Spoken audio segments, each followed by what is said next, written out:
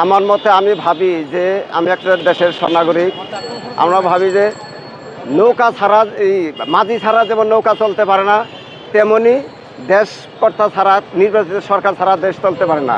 তেমনি যেমন প্রত্যেক দপ্তরে যেই সরকার প্রধান হোক, সে তো প্রত্যেক দাঁড়ে দাঁড়ে দেশ শাসন করতে পারবে না। কারণ দেশের যেই বিভাগে যেই কর্মকর্তা আছেন তারা সকলে যদি সৎ না হন, এই সংস্কার বলে দেশ সঠিক পথে চালিয়ে নিতে পারবে না। আমার মতে দেশের সঠিকভাবে জনগণ যাতে ভোট দিতে পারে, ওইভাবে একটা সঠিক নির্বাচন করে একটি দেশের সৎ এবং শক্তিশালী সরকারের দরকার। যখন শক্তিশালী সরকার দেশ পরিচালনা করবে এবং সৎ মন নিয়ে, তখনই প্রত্যেক দেশেরই এবং প্রত্যেক দপ্তরেই উন্নত করা সম্ভব। তাছাড়া খালি মুখে বলি একটা, কর্মে করে আর একটা, এভাবে কাজ হবে না।